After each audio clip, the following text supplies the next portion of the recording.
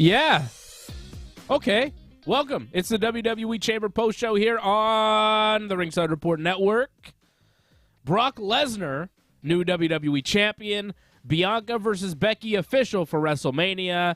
And is Logan Paul coming to team with The Miz? Start.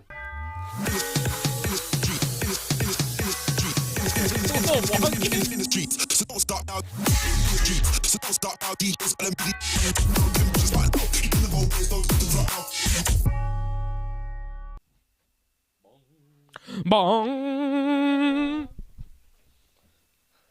That's right.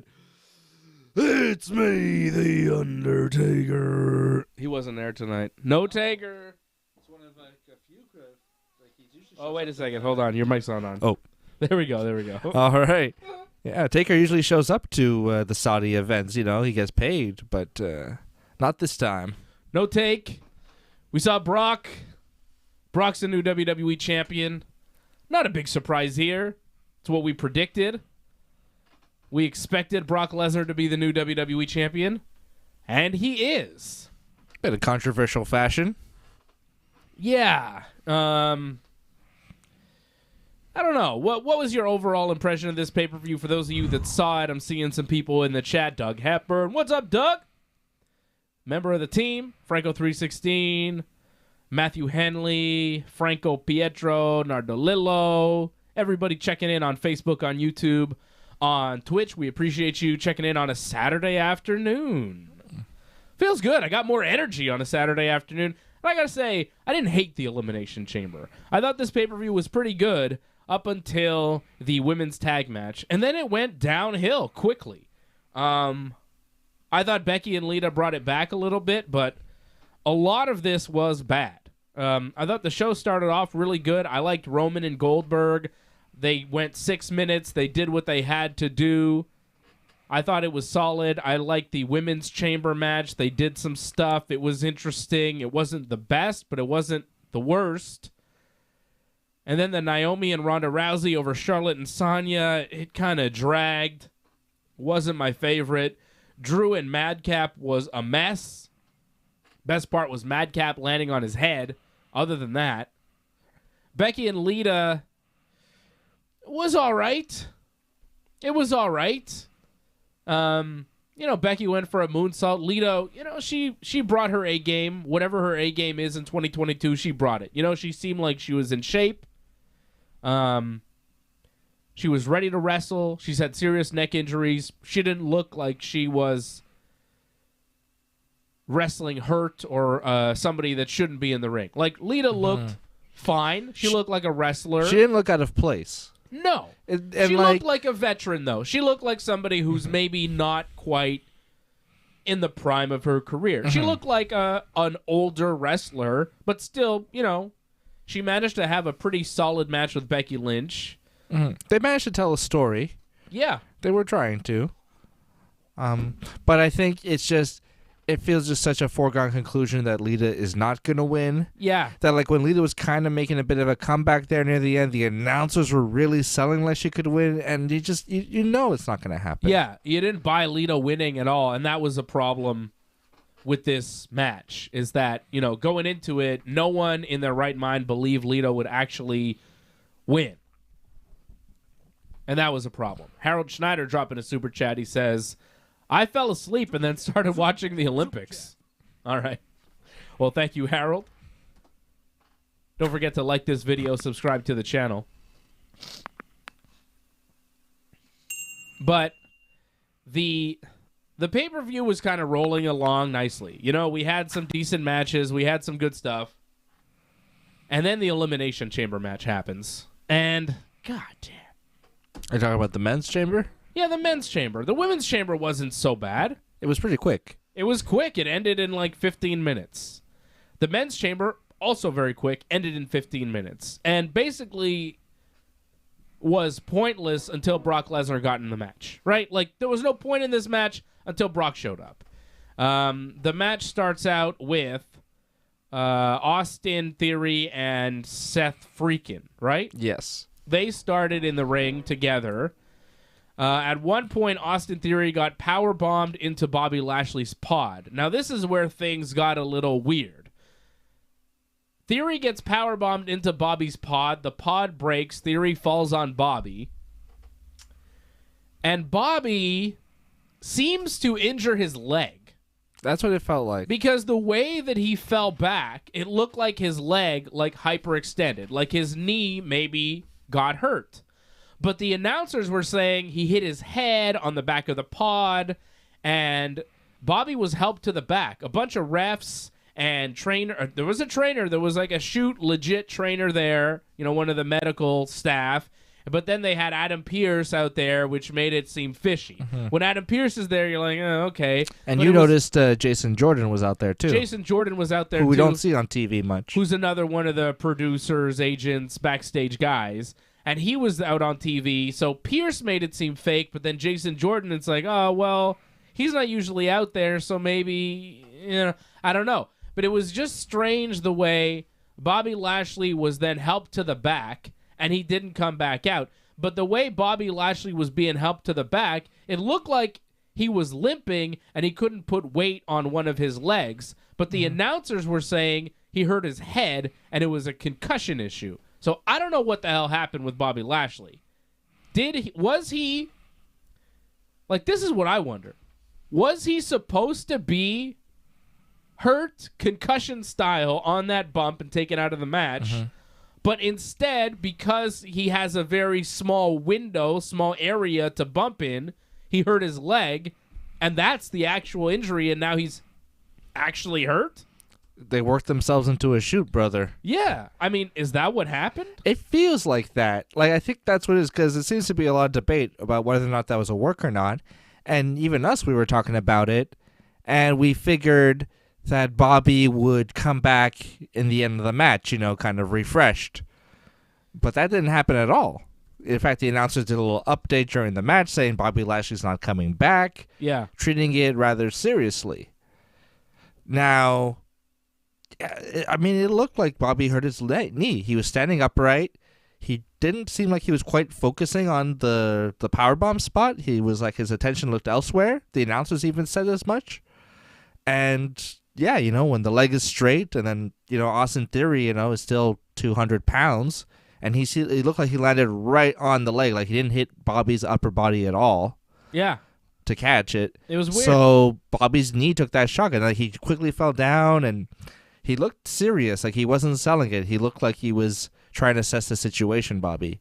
The look in his eyes, you know? Yeah, Like he's trying to figure out, did I just blow out my knee here? Yeah. It looked like he hurt his knee because when he's being helped to the back, he looks like he can't put weight on his knee, and he looks like he legit hurt his knee.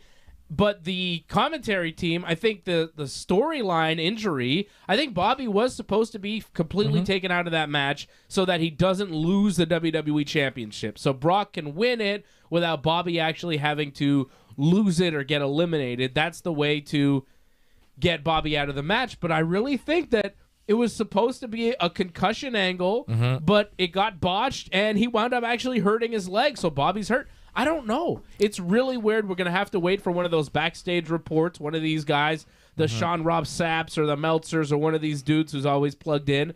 They're going to have to come up with some sort of report about what really went down with Bobby Lashley. But it's Could he be out for 6 months, potentially? Yeah, well, that's it. I mean, did he tear his ACL? What happened there? What happened with Bobby Lashley? I don't have an answer for you because it was odd the way it played out. Because, sure, they're going to tell you it's a concussion, and it definitely seemed like an injury.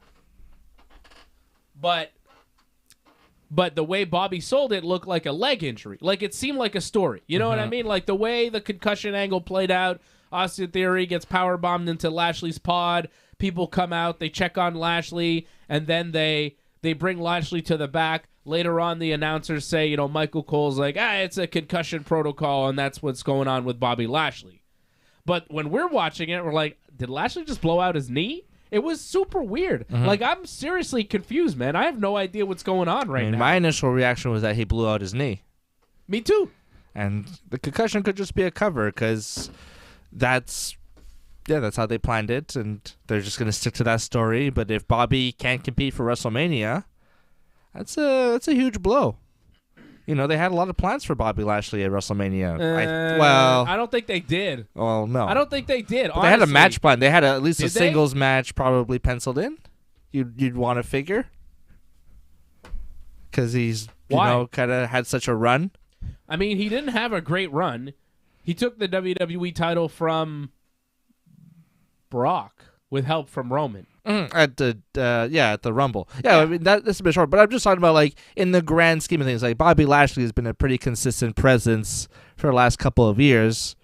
And, he's shouldered a lot of the weight. So you'd figure at WrestleMania, they'd be like, well, okay, Bobby Lashley versus AJ Styles in a grudge match, just to pencil it in there to give Bobby a showcase. I don't know They about like to that. do that sometimes. I don't know about that. He's been a featured guy. Because like Drew and Corbin, it's like the same thing. They're going to get a match because they're featured a lot, A lot of people are featured and don't get big matches at WrestleMania. Yeah. Big E's not getting one probably. Big E was a champion for a good chunk of the year. He wasn't, he's not going to get anything at WrestleMania. But yeah, the Bobby Lashley injury was a weird one. But it's clearly a way to write Bobby Lashley out of this match, and it's just a cheap cop-out. And honestly, why couldn't you beat Bobby? I know, that's the thing. Just beat Bobby. I mean, I don't think they pinfall. have anything planned for Bobby. I don't think they have a big match for Bobby. And if they do, what is it? Are they going to fit him into the Roman Reigns, Brock Lesnar match at WrestleMania, title versus title with Bobby Lashley? I don't think so. No, it doesn't make any sense. I mean, it does because Bobby could say, well, I never lost the WWE title. But no one wants to see. It should be the Roman and Brock show. Yeah, if they're putting all their chips in this basket. That's it. They're not inserting Bobby into that match. So what was the point of this? I don't know. Just to protect Bobby just because? It's just because. There's no reason. He's going to wrestle Goldberg again? Maybe. Honestly, maybe. Bring... Hook Goldberg, whatever his name is, Gage, or maybe Bobby's gonna be like a legend opponent. Maybe they bring in Undertaker or Stone Cold or one of those guys to wrestle Bobby. Maybe oh my God, Stone Cold. Maybe Cody's gonna wrestle Bobby. Maybe there's a reason why they wanted to keep Bobby strong for something. But if Bobby's knee is hurt, well, forget that. I don't know. I don't know. Doug Hepburn says, I thought it was a work. Now he'll blame Seth for taking him out at Mania. I mean, yeah, I guess Bobby versus Seth, too. Seth did powerbomb Theory into Bobby, I guess. But if he's legit hurt his knee, like, we're not going to get that resolution till SummerSlam at the earliest? if Bobby's out. Yeah, if he's out. I don't know if he's out, though. We don't know. No. We don't know what the deal is with Bobby, but right now it's a strange situation. What's up, Lorne? What's up, Brian? Checking in.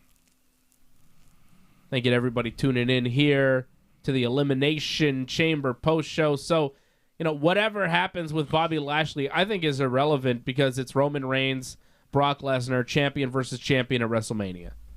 Brock won the WWE title. Roman retained his Universal title. And there we are, putting all the eggs in that one basket. Again, WWE putting all their eggs into the Roman Reigns, Brock Lesnar match. Everything goes into that match. All the belts, all the hype, everything. Brock Lesnar tore through their semi-main event this afternoon. Like it was nothing. Tore through Seth Rollins, grabbed him, F5'd him like he was a jabroni. Grabbed AJ Styles, F5'd him like he's a jabroni. Grabbed Matt Riddle, F5'd him like he's a jabroni. And he kind of threw AJ out of the ring, too. Yeah, like a piece of trash. He's taking the top guys in the WWE and making them look like trash. Why did you have to protect Bobby Lashley? You couldn't protect Seth Rollins? Seth Rollins doesn't get protected. AJ Styles doesn't get protected. Brock Lesnar made everybody look like trash in that match. Everybody except Bobby because he got taken out early, but even Bobby didn't look that strong. The fact that AJ Styles and Seth Rollins and Matt Riddle got taken out so quickly with such ease was pathetic. They sacrifice everybody that they have for this one guy, for this one match, so they can make Roman bigger. They're sacrificing every single guy on their roster so that Brock could beat them, so that when he loses to Roman, it's more impressive. But it won't be. No, it won't be. No one will care because think of it as a video game. If Roman Reigns is a 99, how much higher do you want him to get? I mean, okay, make him 100. He's 100 now. You know what I mean? Yeah. Like if you were It's making been 100 for like 7 years. Yeah. He's at 100. If you have him win again, he's just going to stay at 100. He's not going to get bigger or stronger or more impressive. No one's going to say, "Damn, who's going to beat Roman now?" It's like, no. Roman's going to beat Brock. No one's wondering about who's going to beat Roman. At this point, nobody's going to beat Roman. It's just crazy how they've gone so far down this Roman Reigns rabbit hole that they've sacrificed everything else in the company. And Brock Lesnar winning the Elimination Chamber, becoming WWE Champion, is just another step in that direction of just continuing with Roman. Make him as strong as possible, but goddamn, he's as strong as he could possibly be. Mm-hmm. There's no way you could get stronger. He beats everybody all the time with ease. He just choked Goldberg unconscious today. Took Goldberg, beat him in 6 minutes. I mean, I don't understand what the end goal is for Roman. Have him wrestle Rock and be so strong? Okay, but like if Roman was wrestling Rock at this year's Mania, I feel like The Rock has no chance. Yeah. And at next year's Mania, it would be the same thing. It'd be like, okay, well, like, I don't think that you could build up Roman Reigns any stronger to make the match with Rock any bigger. Like, I think he's at the max build and the max interest now, and regardless of that fact, they're just going to continue building him up for that Rock match when they don't need to, when by building Roman, you're sacrificing everybody else. It just sucks. Like, it doesn't make sense. Roman is already as strong and powerful as he'll ever get. There's no reason to continue the build. You can't get higher than 100. And, like, The Rock isn't even that, protected. Like, it's not like The Rock is this insurmountable force, like... Didn't he lose his last match to John Cena? Exactly. Well, actually, he had a match with Eric Rowan. Oh, okay. But yeah, his last real match, he lost John to Cena. Cena. Even his comeback match against Cena, there was like a feeling that Cena could win. So it's not like The Rock, you need to do this to make it legit against The Rock, You could have the match tomorrow and be like, oh, yeah, The Rock has no chance. Of course Roman's going over. That's it. So another year of this, presumably. I mean, Rock is Rock, and he could cut the promos about being the real head of the table and head of the family and all that type of stuff. I see that promo, though, already. I just see it like, The Rock remembers you, Roman Reigns, pooping your diapers, and stuff like that. Crying, I want my binky. Yeah. You could see it. Then the Roman's like, like stone-faced and like. I'm not looking forward to it. It's going to be a lot of that. And it's happening because Roman Reigns... I thought the match with Goldberg today was pretty fun. It was quick and easy. Goldberg speared Roman, went for the jackhammer. Roman countered with a rock bottom for a 2 count. Roman hit a rock bottom in the match against Goldberg. He's starting that build to next year's Mania now against The Rock.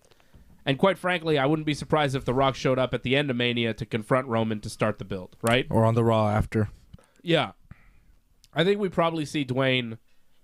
at Mania, though, after Roman beats Brock, Dwayne will come out and face off with Roman. Or the next night on Raw, but Roman's a SmackDown guy, so probably not. I think it'll happen at Mania. But Roman hitting that rock bottom, that was a sign. Although I'm pretty sure that move is called the Manhandle Slam now. I don't know. Depends or the bookend. Well, Becky Lynch is using it as a finish now. Yeah. I mean, Roman's just taking it because, whatever, because it's Roman. Roman hit a Superman punch, goes for a spear, but Goldberg hit a second spear, went for the jackhammer again, but Roman countered with the guillotine choke. Goldberg thrashed around for a while, tried to fight into the corner, grabbed the rope for a second. People were saying it should have been a rope break, but Roman pulled Goldberg away from the ropes and kept the guillotine choke in, which I think is fine. That's what Kurt Angle used to do with the ankle lock. He used to strap guys in the ankle lock, and they would grab the ropes, and he'd pull them away, and then they would tap, and the ref would be like, yeah, that's fine. Chris Jericho also. Yeah, you could do that. You could drag your guy away from the rope. If you can't drag him away from the rope, like if he can hold on to the rope and you can't take him away, then it's a rope break. But if you can pull the guy away from the rope, no break. That's how it works in pro wrestling. So that was fine. And Goldberg fought for a while, tried to get out of the choke, but couldn't. And eventually just kind of did like a slow tap as he went to sleep. And Roman retains the Universal title. It was honestly much better than I thought it would be.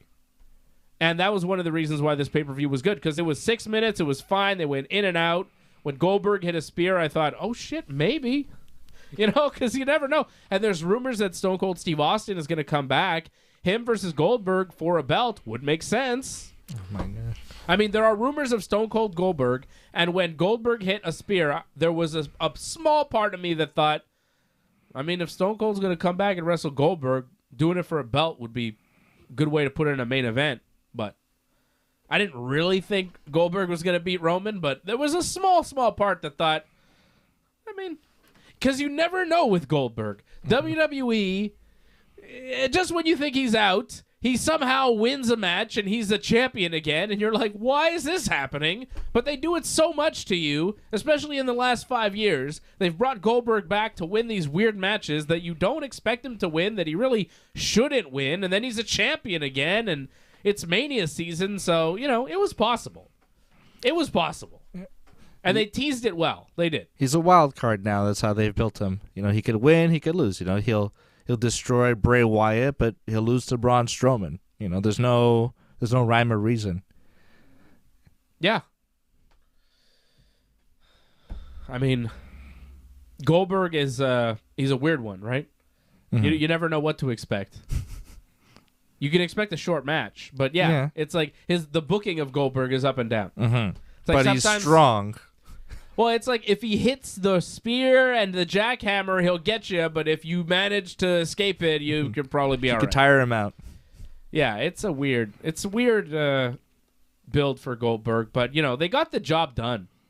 I like the Roman match better than the Brock match tonight.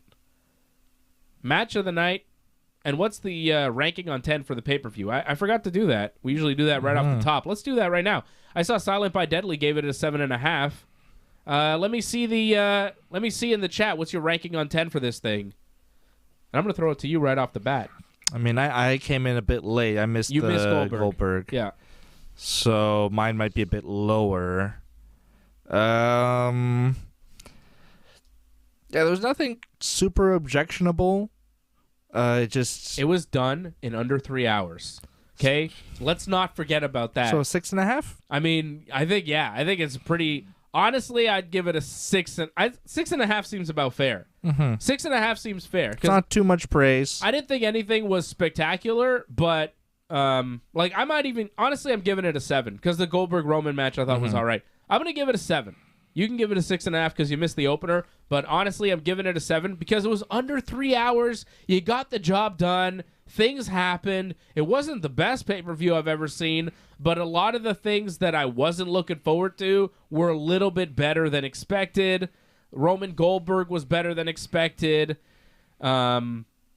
Madcap Moss nearly dying was, better than expected. The scrapping of the Usos match was good. Was a godsend. Yes, because it made the pay-per-view so much shorter. It felt like those early AEW pay-per-views when they were like scrambling to like make it for time and it would just like end or like things would be cut. It felt like that. They're like, now this isn't happening. Let's scrap this match. Yeah. Scrapping that match was a great idea. And just the fact that I thought that this was going to be a 4-hour pay-per-view. They're in Saudi Arabia. You know what I mean? They have had long Saudi pay-per-views. They don't have another pay-per-view before WrestleMania. I thought this was going to be a 4-hour goddamn marathon. And when I saw on my TV guide thing, that it ended at 3, I was like, yeah, I don't believe you. And then it ended like 2:52. I was like, thank you, Vince. Get in, get out. Get on the plane. Vince is like, let's get that Saudi money and get the hell out of here. I mean, not paid by the hour here, pal.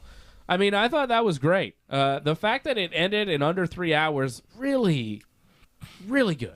Because I don't want to sit here for 4 hours watching a wrestling show. 3 hours is my very max, and for a pay-per-view, that's perfect. Perfect. The timing of this was really good, and the matches kind of moved along. The Roman Reigns match was solid. The Women's Chamber match was next.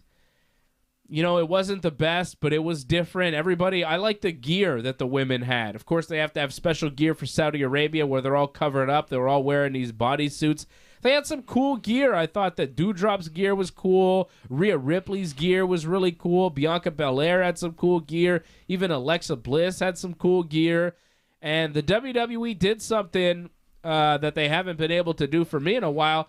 Make Bianca the clear babyface. When she was in there with Alexa Bliss at the end, I was like, please, please, please do not give me Alexa Bliss versus Becky Lynch at WrestleMania. I do not want to see Alexa challenge for the championship. It should be Bianca. It was close there for a bit. It was close, and it was a little scary. Liv Morgan and Nikki Ash started the chamber. Doudrop came in next. Rhea Ripley in after that. Rhea eliminated Nikki Ash. Hits the Riptide, pins her. Before I think, was it Bianca and Alexa even hit the ring, right? Nikki Ash was eliminated before 2 other people even showed up. Liv Morgan with a very impressive top rope sunset flip powerbomb on Doudrop to eliminate her. That was amazing. That was a cool spot. That was amazing. Alexa hitting the Twisted Bliss on Liv Morgan to eliminate her was pretty nice. And then Bianca hits the KOD on Alexa. They wrestled for a while. It was down to Bianca and Alexa, and I could have seen it going to Alexa, but I'm really happy that they went with Bianca Belair. So I'm giving this pay-per-view a 7. You gave it a 6.5. I'm seeing Lauren and Cote St. Luke giving it a 7. Paul M. giving it a 6. Doug Hepburn says, I'm a 5. 6 because it was on in the afternoon. There you go. And Paul M. says, when Rhea was eliminated, I changed the channel. It was predictable that Bianca was going to win. Yep, it was. And the fact that the way Rhea got eliminated, too, I did not like. Bianca just hitting the KOD, 1, 2, 3, middle of the ring, easy peasy. Like, I didn't like that. Yeah, it's kind of... Like, yeah, to me, especially after their match on Monday.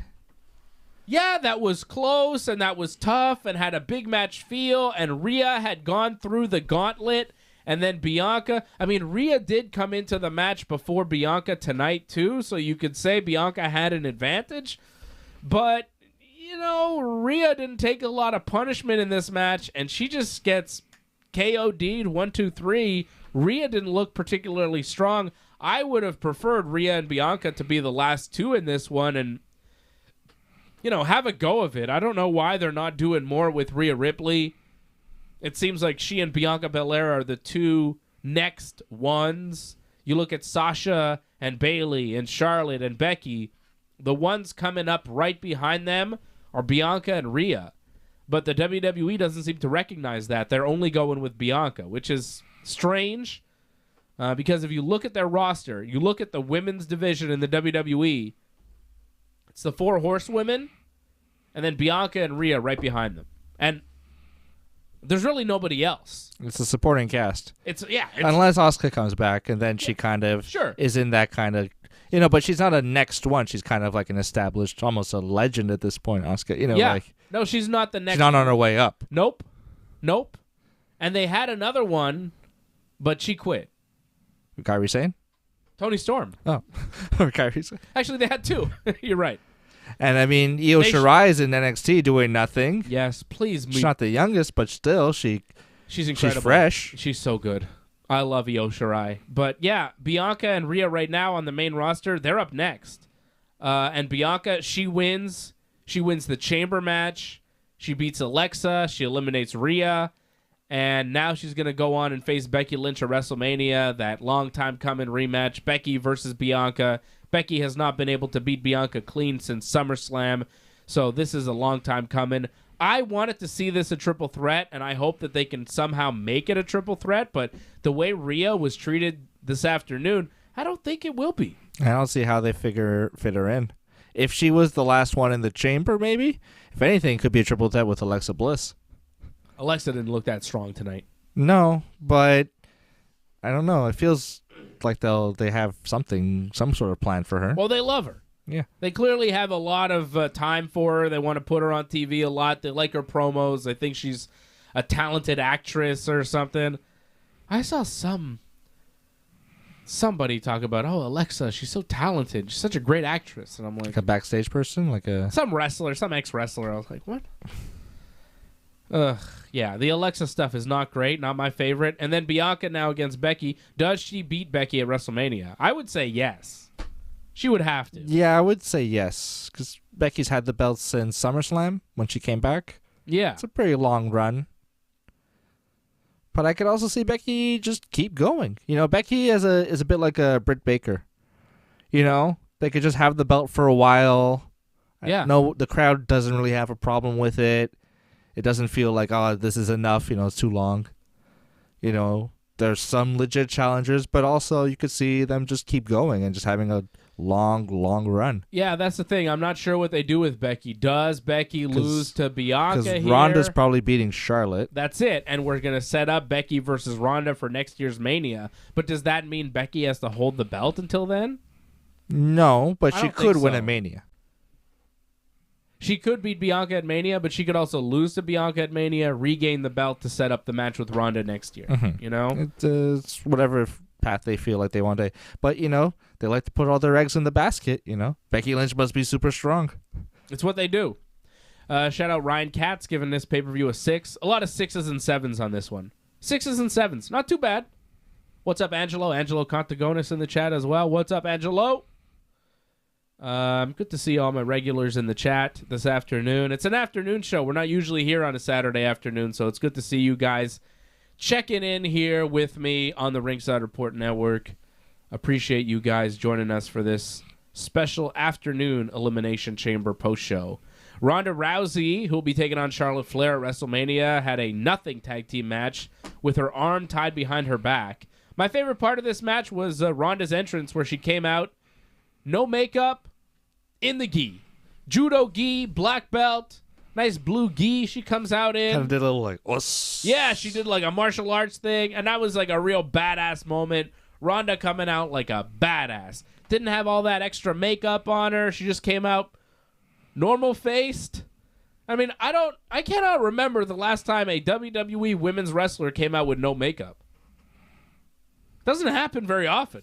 Yeah. It was very unique. It was like, wow, she looks just like regular, like a normal person. I liked it. She doesn't look like a superhero, although she does because she's such a fucking badass that in the gi, it works. She looks so cool in that gi. It's believable, and it's just like it's a nod to her past, and it's just beautiful. I loved seeing Ronda come out in the gi, and then they tied her arm behind her back, and Sonya Deville removed the sling and revealed that she wasn't actually injured, so Ronda had to fight at a disadvantage, and Ronda took a lot of offense from Sonya and Charlotte, and Sonya and Charlotte were working Ronda's arm. She had one arm tied behind her back, so the other arm they were attacking, and that was a good chunk of the match, and it was a little too much. Mm-hmm.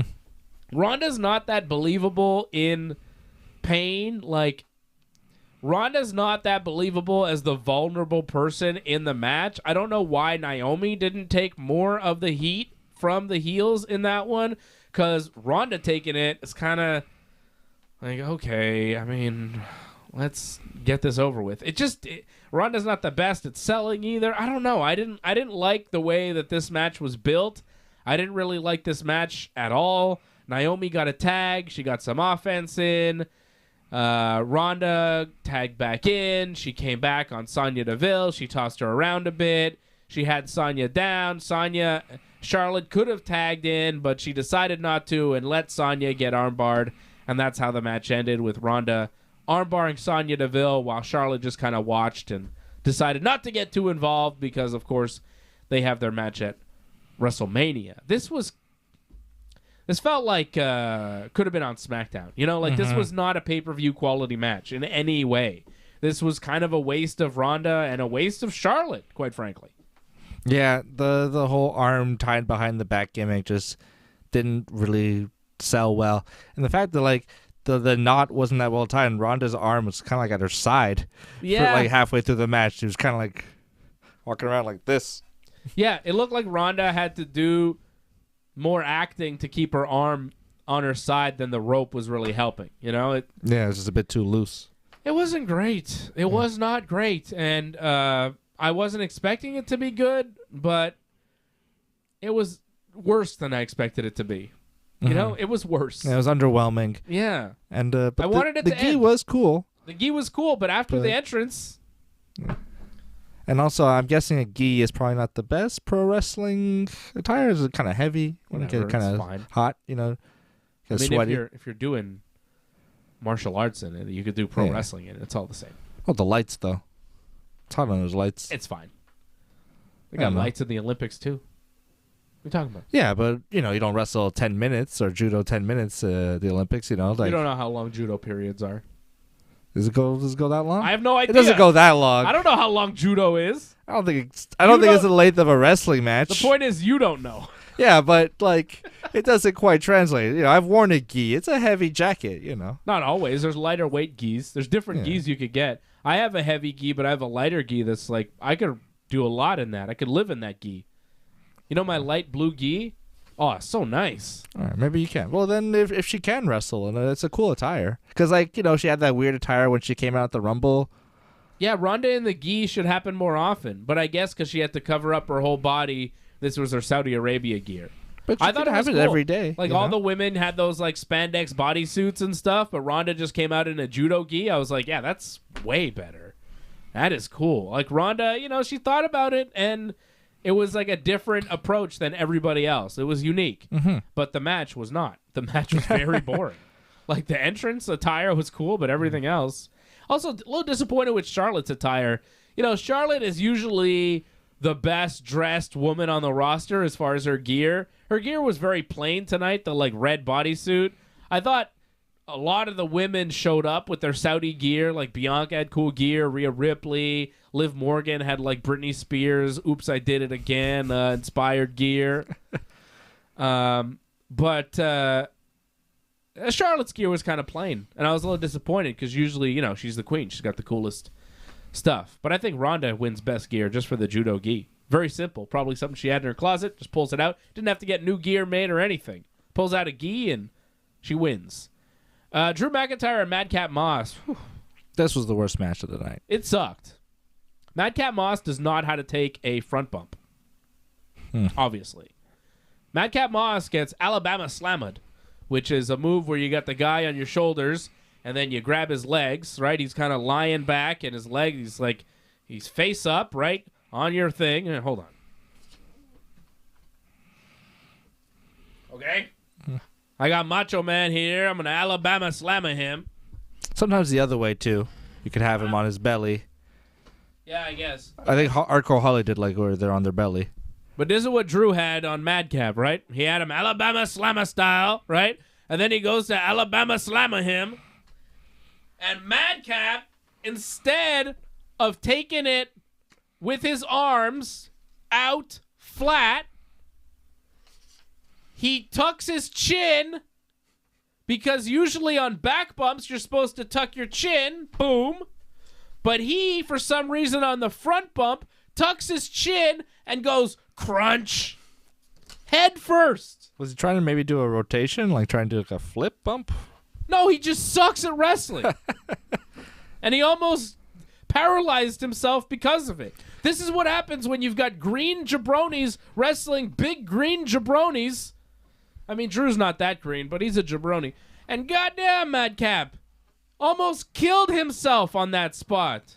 I love when they cut to Corbin right afterwards, after he took the bump, and he's just like cringing, and then they cut away because they're like, "Oh shit, too real, too real." And then at one point, Corbin's like, "Ugh," and then Madcap's like, and then Corbin grabs Madcap, pulls him out of the ring, and then he's like, "Hey, Drew McIntyre, come fight me," because he's like, "This guy may be dead. He needs time." Good on Corbin for saving his buddy there, because like that was real. Like Madcap was hurt, and Corbin took him out of the ring to save him and give him some time to get his bearings and figure out where the hell he is and if his neck is broken and if he's got a concussion and who knows. But the match continued for quite some time afterwards, and, you know, they did whatever they could do. Drew McIntyre eventually grabbed the sword, but instead of stabbing Madcap with it, he ran at Madcap, sword in hand, and kicked him in the face, and then pinned him.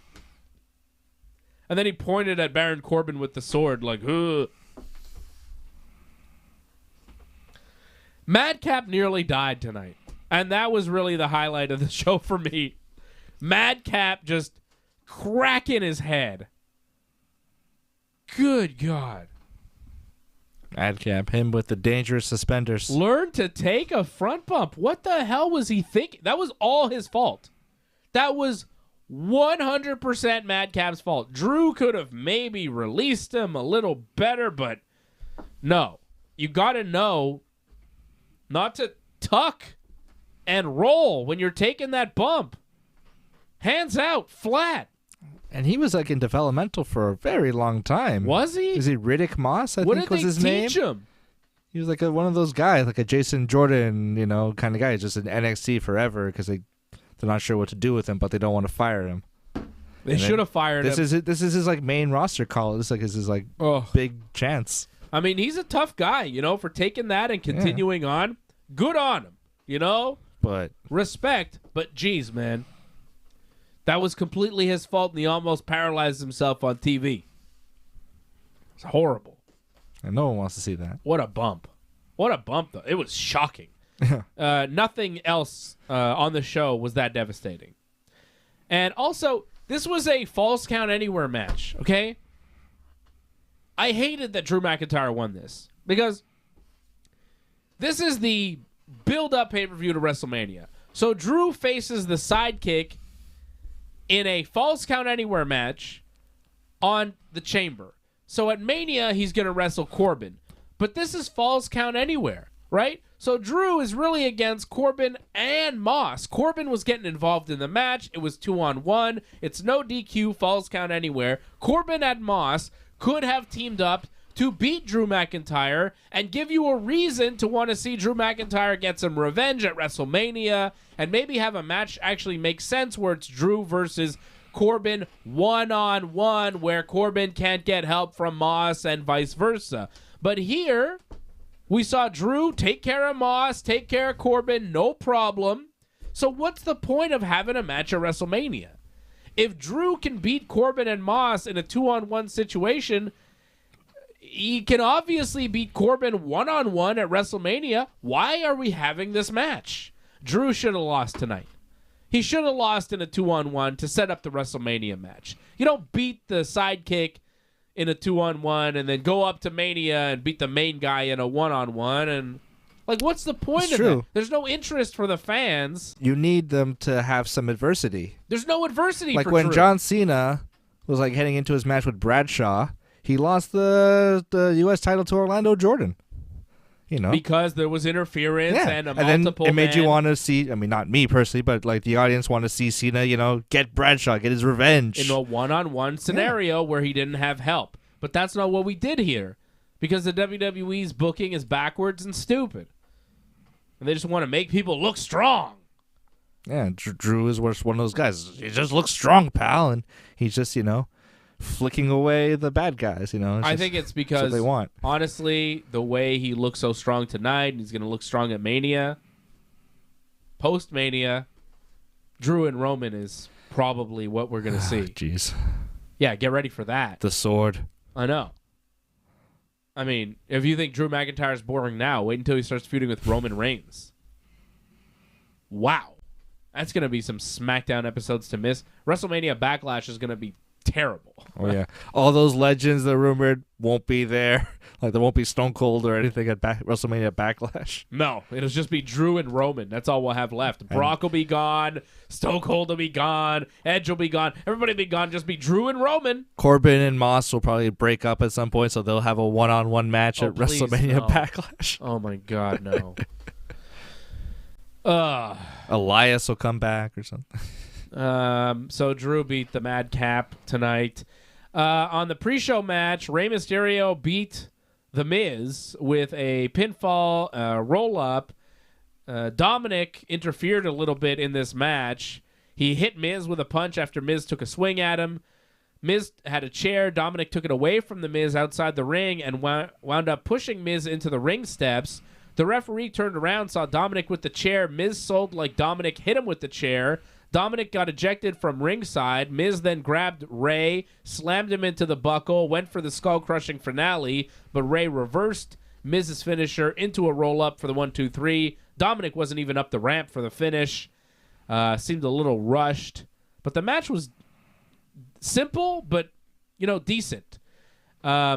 Rey gets the win over The Miz. Miz attacks Rey after the match. Dominic makes the save. And then they beat up on The Miz. They hit a double 619 and a frog splash each. The crowd was loving the Mysterios. Even a "This is awesome" chant for the match, which it wasn't, but they were just hot for anything. Mm-hmm. They were happy to see wrestling again. And then The Miz was interviewed backstage later on in the show, and he says he's going to call a friend to help him deal with the Mysterios. And the rumor is, according to Pro Wrestling Insider, it's probably going to be Logan Paul. He's been pitched to be Miz's tag team partner. I thought maybe they meant Cody. Cody is a friend of Miz, and I think his first 1-on-1 match at WrestleMania was against Rey Mysterio. So, what a great way to debut in WWE, to come back. You're a big star in AEW. You come back and you're Miz's tag team partner in WWE. But no, instead of Cody coming in as Miz's tag team partner, they're just going to take the, one of the biggest stars in the world, the biggest internet sensation walking planet Earth, Logan Paul, and he's going to team up with The Miz in a nothing match against the Mysterios. It's more appropriate than Cody to have Logan Paul. Logan Paul should be booked in something more meaningful. Like he's was he in a program with Sami Zayn? Was that the last time we saw him? It was the Sami Zayn thing. Yeah, but this is Mania, pal. You gotta have. It was Mania last year with Kevin Owens. He took a stunner from Kevin Owens. Logan Paul. Remember that? They had that the was match last year. Yeah, Logan was in Sami's corner, and Sami lost, and Logan was kind of like making fun of Sami for losing, and Kevin didn't like it, so he stunnered Logan Paul. Right, that was last year. Yeah, Logan Paul tried to be on Kevin's team, but Kevin wasn't having it, and he stunnered him. And now I guess Logan Paul is going to come back to WWE and team with Miz against the Mysterios for no reason. For no reason, other than... No reason, really. Drive hashtags. Other than Miz and Logan Paul are both kind of the same type of obnoxious douchebag, so I guess that's kind of the deal. They're both kind of guys that with slappable faces that you really don't want to see, but for some reason are always around. I mean, if they disappeared from planet Earth tomorrow, I don't know how many people would miss them. I certainly wouldn't, but, you know, they're stars for some reason.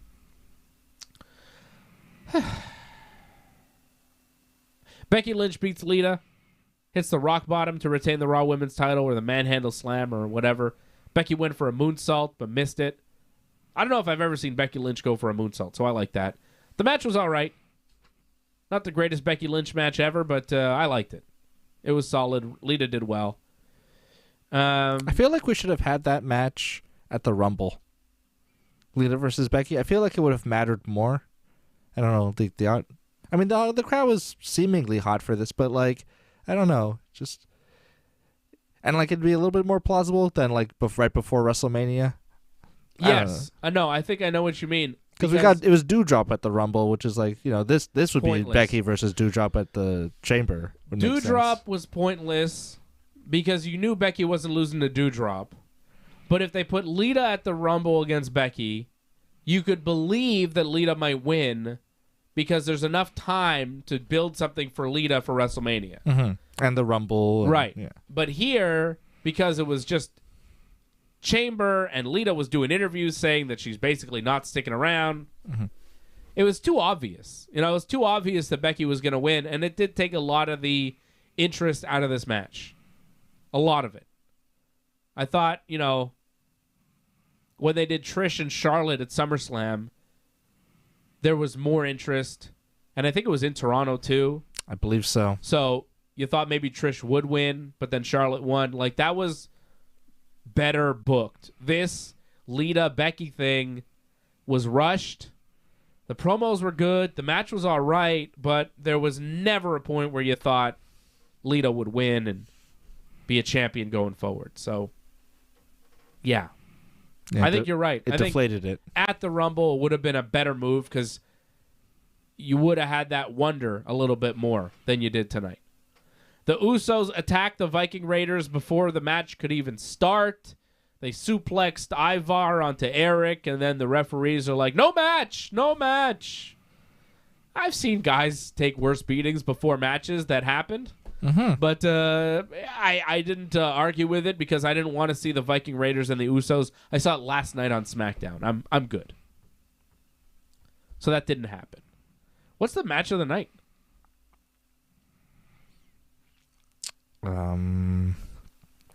I think it might be Roman and Goldberg. And like, that's the thing. This pay-per-view wasn't very good as far as the ladies' chamber. The in-ring content was not great, but Roman and Goldberg was probably the best match. It was short and sweet. Ray and Miz was all right too. The women's chamber wasn't very good though. No, but it wasn't terrible. I like that Alexa didn't win. I really thought Alexa was going to win. So me being happy that she didn't win kind of raises it up. I guess. Doug says you were wrong. Madcap has the worst entrance music, not Alexa Bliss. Madcap's is pretty bad. Yeah, but no, Alexa's I contend.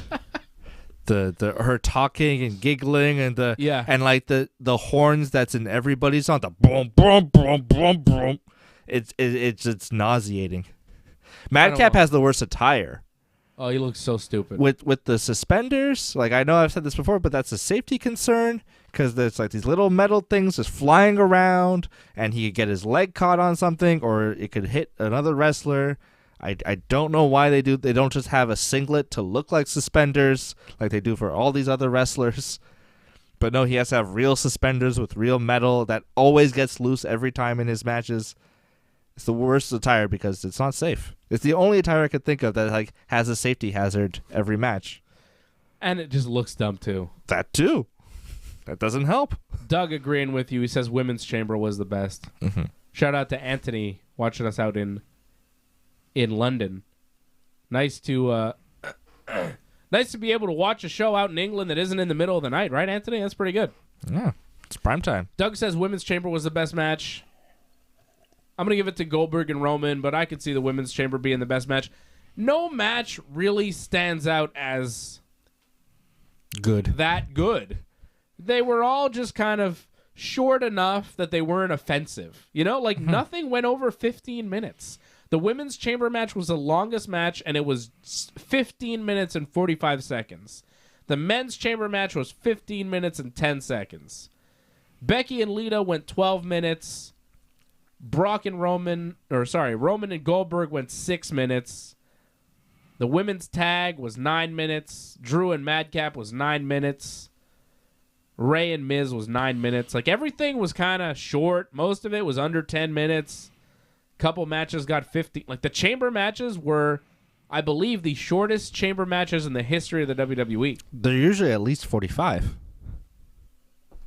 Traditionally. Mm-hmm. And I think that hurt a lot of the people in it. Because I think Rhea Ripley looked bad based on how quickly she got eliminated. I think Seth Rollins and AJ Styles looked bad based on how quickly they got eliminated. Riddle's whatever. He's a tag team guy. He's not that important. But Seth and AJ are like important guys in the company, and Brock just disposed of them like they're nothing. And I didn't like that.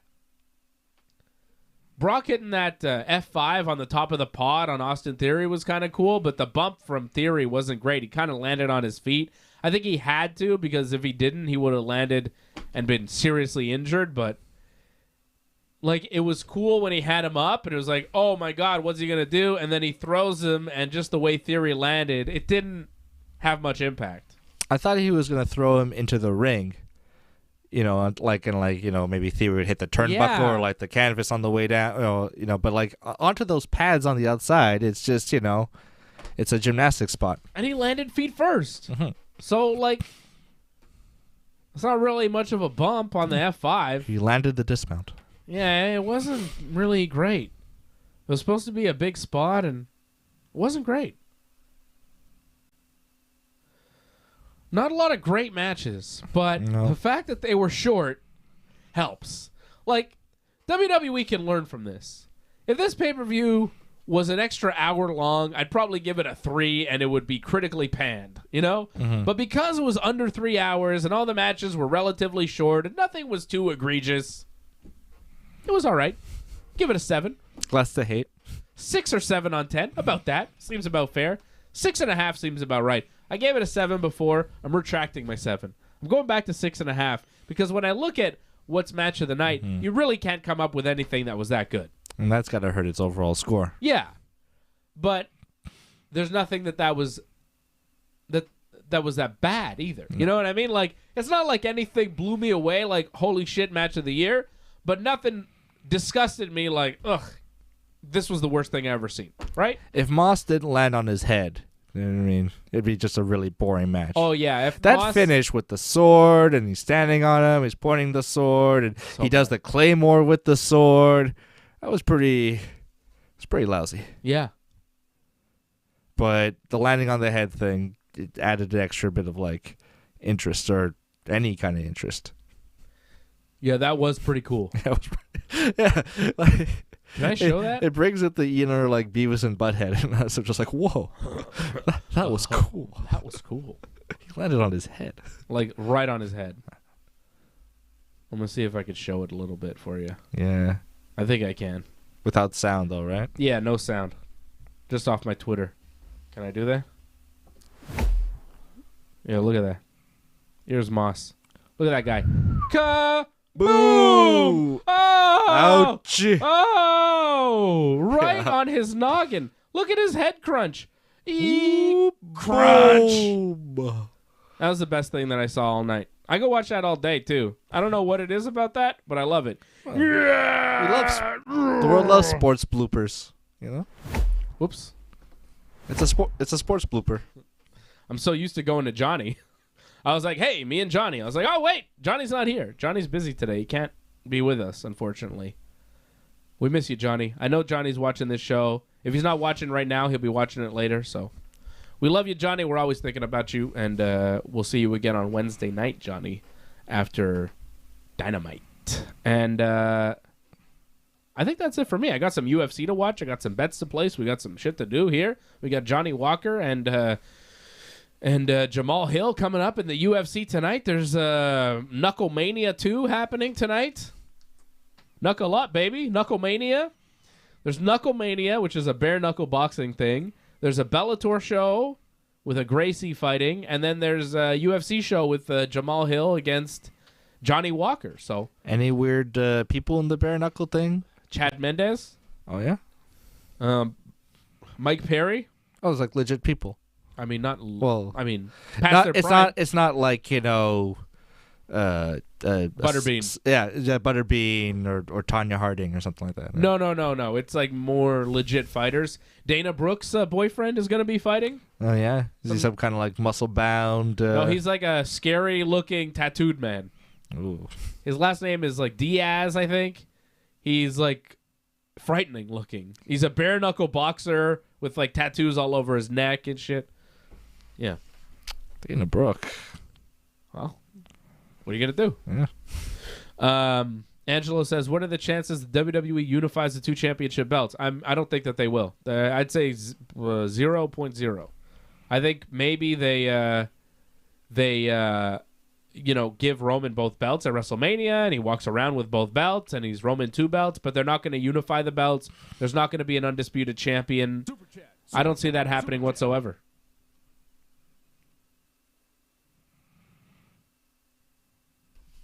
Doug Hepburn says Jessica Rose over Egger, Dave. I don't know about that. Did that happen already? Uh-oh. Or is that like a prediction? I don't know. Is that his prediction? Because I've got Egger winning, but I don't know. Yeah, that fight hasn't happened yet. I'm going to go with Egger. She's an underdog. I like Egger. Egger on. I'm gonna Steph go. Eggs. I got dogs. I got dogs in on the UFC card tonight. I gave a 2-dog parlay. I gave Johnny Walker and Stephanie Egger. Doug Hepburn dropping a super chat says Jessica Rose over Egger. Why, Doug? Why? Why, Doug? He also says Seinfeld wore suspenders when he was trying to be a hack. I think it's a hack comedian thing. Doesn't look stupid. At least wear a shirt with it.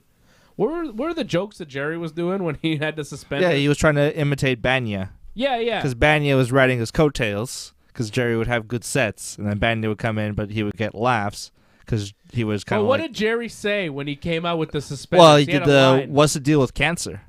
What's the deal with cancer? I have cancer. Ooh. Tough crowd. Wait, was that when Kramer's buttered? Yeah. Oh yeah. And then when Banya's on stage and he's not doing well, Kramer and Newman come out and they like get a bunch of laughs. Yeah, because and NBC guys tell Banya that they want to be in the Banya business. They want to offer him a pilot. Love it. Yeah, they love it. They yeah, because Newman's trying to eat Kramer, which is crazy. Like, okay, Kramer's buttery, and he's like got all this Parmesan and oregano, and he it's sticking to me because of the butter. Hold this. Yeah, what's this? Parsley.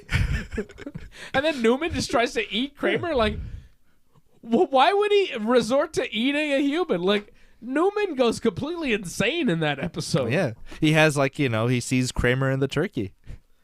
But couldn't he just get a turkey? Why is Newman so crazy? Butter. It's the butter. It's tempting. It's very strange. Well, the last 2 seasons of Seinfeld, they got a little more cartoonish. Yeah, like Newman goes full cannibal. What? If you really think about what's going on in that episode, you're like, why is Newman trying to eat Kramer? And they're still What friends is this? at the end. Yeah, they're all fine. Hey, buddy. But suspenders. Robert Williams wore suspenders when he was Mork and like when he was early stand-up. Suspenders were part of his thing. Rainbow suspenders. There's a Disco Stew, Like Disco Stupid? Yeah, it was when it makes sense. Something about rainbow suspenders, hey big spender, something Oh, about yeah. spend some dough at table 3. Dig this blender. Yeah. Rainbow suspend. Yeah, that That's sounds right. about right. Yeah. That's the first appearance of Disco Stew. Yeah, but that's the yard sale. Yeah. Homer- the Disco Stud jacket. Homer has a jacket, says Disco Stud, but it just says Stew because he ran out of studs. Hey, Stu, you should get this. Disco Stew doesn't advertise. All right, we're good. Let's watch some Simpsons now. All right, Harold Schneider, you're the super chat leader of the afternoon. Thank you, Harold. Thank you to Doug Hepburn, dropping a super chat as well. Thank you to all the members tuning in. Angelo Contagones, Doug Hepburn, Harold Schneider, Brian Firth, Anthony McDonough. All our friends checking in, all the members. Appreciate you. Don't forget to become a member And you could call in. And Goldberg claims he'd eat Roman Reigns for lunch during his prime. I just saw that. What is he, Newman? Oh, I wish Wayne Knight was in the WWE as like an on-air personality or something. Why not? He doesn't seem to be working too much. What's Michael Richards doing? That guy's a physical comedian, brother. Yeah. WWE wants to do comedy. No better physical comedian than Michael Richards. I mean, come on. At least as a coach. Or just have him, like, teach people how to slide through the entranceway. Hey, buddy. That'd be the best. If wrestlers started sliding through the entranceway Kramer style, and you'd be like, what the hell? Or like little Kramerisms and promos. Like Seth Rollins is like, when I see you at WrestleMania, there's going to be trouble. Big E would love that. Yeah. Big E would be all over that. Big E would be, well, I don't. Can Michael Richards accompany Big E to WrestleMania somehow and like end all the racial tensions? Yeah, that they do they have a hug. Yeah. It is all fine again. That'd be nice. Angelo Contagonis dropping a super chat. Thank you, Angelo. You're the super chat leader. Great show as always, guys. Have a great rest of your weekend. Thank you, Angelo. Yep, Johnny is off today. Not able to join us. He has prior commitments. And, yeah, he'll be back. Well, I'll be back. I'll be back Monday night. I'll be back Monday night. Hey, look at us. We'll be back Monday night after Raw. Yeah. A jet-lagged Raw. It's going to suck. Yeah, usually the Raws after the Saudi shows, you can see how tired they all are. They're in Columbia, South Carolina on Monday night. It's going to suck. I'm telling you now. It's not going to be good. I'll be back here Monday night after Raw. We're here Mondays after Raw, Wednesdays after Dynamite, Thursdays at 8 p.m. for Ringside Report MMA, Friday nights at 10 p.m. for Wrestling Uncensored right after SmackDown, and every Saturday for, stuff. Not every Saturday, but sometimes on Saturdays for, if there's a wrestling pay-per-view, we're on after that. If there's a UFC pay-per-view, we watch it with you. We're going to do the next UFC pay-per-view watch-along on Saturday, March the 5th for UFC 272, Masvidal versus Covington. Right here on the Ringside Report Network.